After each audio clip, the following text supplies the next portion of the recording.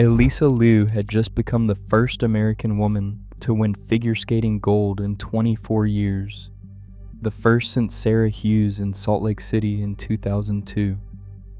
4 years earlier, she had been a retired teenager who refused to go near a rink.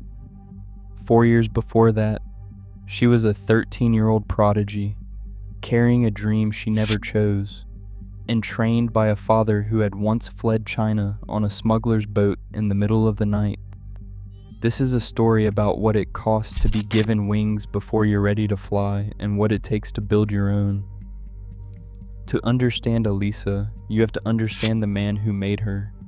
Arthur Liu grew up in a village of 200 people in Sichuan province, southwestern China, a place with no electricity.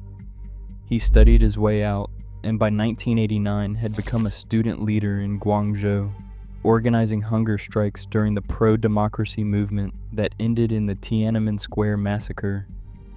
After the crackdown, he was interrogated, placed on a most wanted list, and one night escaped on a smuggler's boat to Hong Kong, gripping the hull so tightly he tore a muscle in his chest. He arrived in Oakland at 25 with nothing, bussed tables at a restaurant in Berkeley, then built himself into an immigration attorney with an MBA and a law degree.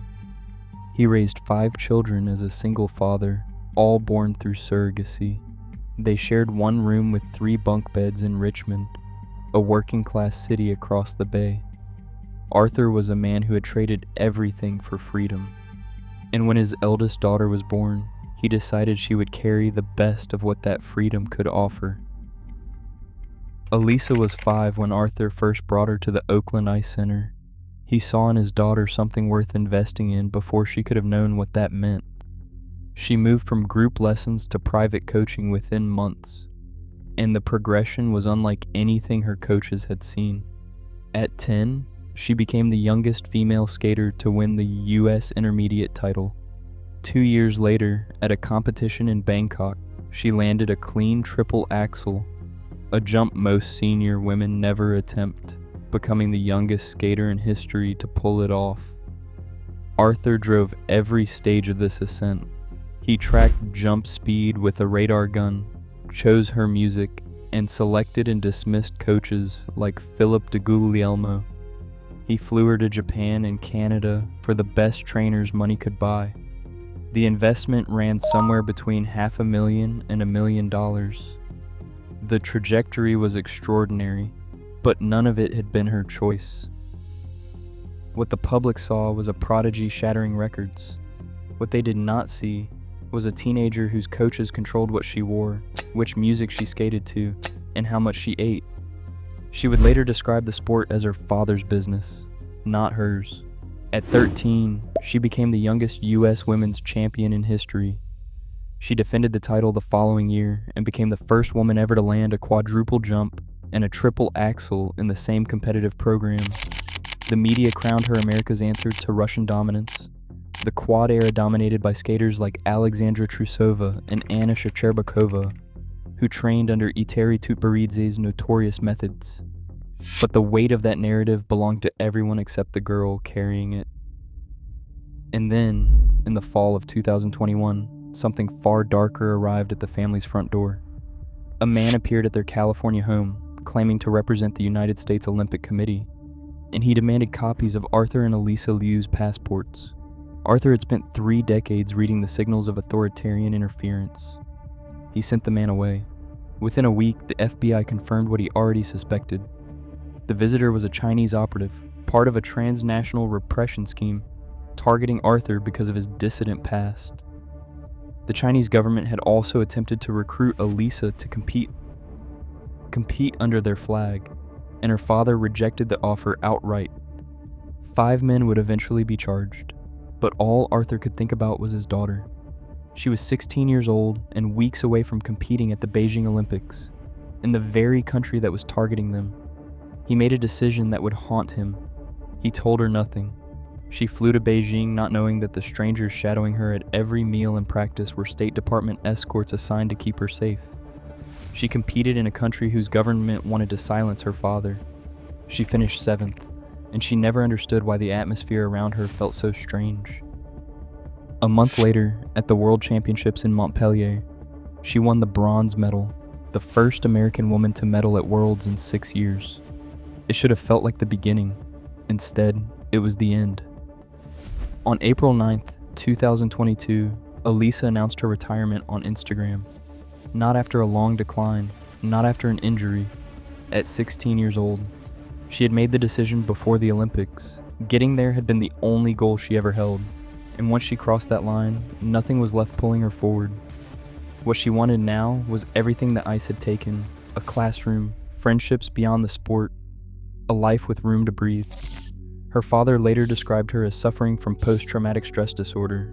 She deleted Instagram, refused to go near a rink, and stopped following the sport entirely. She enrolled at UCLA to study psychology, dyed her hair, got piercings, and hiked to Everest Base Camp with her best friend. For nearly 2 years, skating did not exist in her world. What brought her back was not a coach or a phone call from her father. It was a ski slope.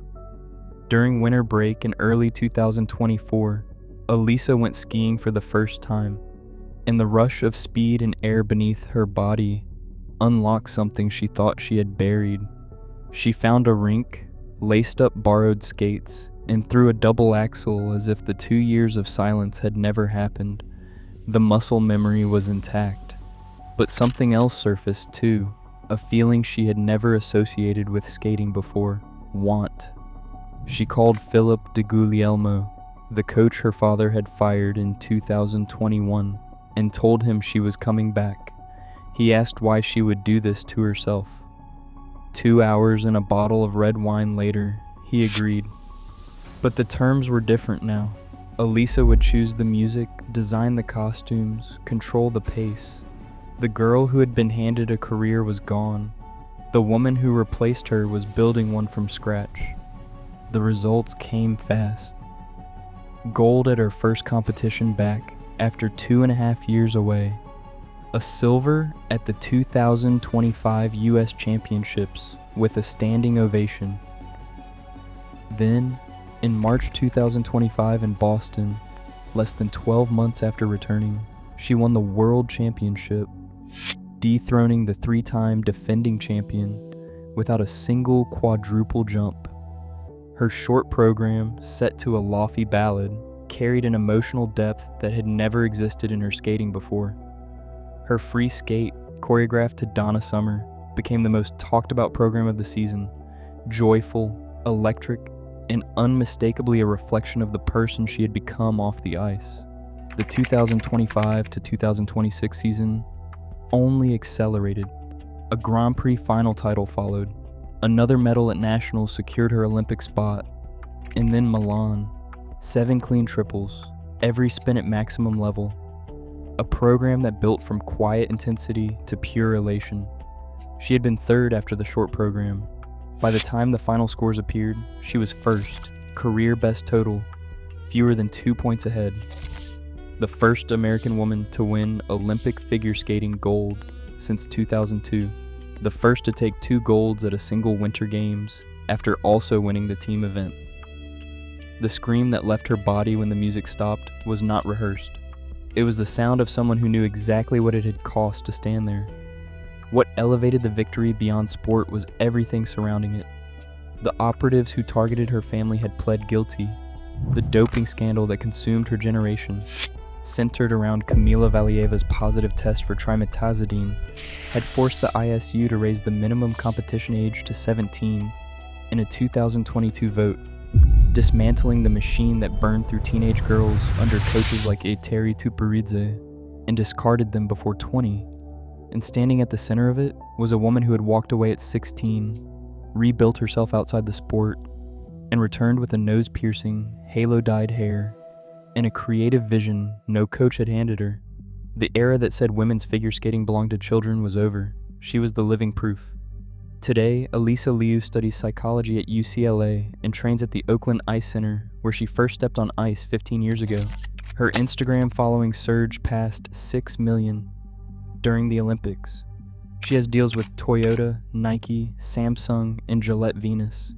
She intends to defend her world title in Prague. Her coach describes her as a competitor who simply does not get nervous anymore, not because she is fearless, but because she has already survived the worst of what this sport can deliver. Arthur watched from the stands in Milan, alongside her 4 siblings, the first time any of them had seen her compete live. In federal court documents, he is still identified as Dissident 3. He still practices immigration law in the Bay Area, and he still speaks publicly about Tiananmen Square. The man who escaped on a boat with nothing spent 3 decades building a life in a country that would let his daughter fly, even if it took her walking away and coming back to learn how. The myth of Icarus says that flying too close to the sun always ends in falling. But that myth was written by people who never watched someone fall, walk the earth for 2 years, and then choose, freely and joyfully, to go back up. Alysa came back with wings she built herself. And that leaves one question worth sitting with. If she had never walked away at 16, if she had kept pushing through the pain, the pressure, and the silence, would she have ever become the woman who won in Milan? Or is it possible that losing everything was the only way to discover what was worth coming back for?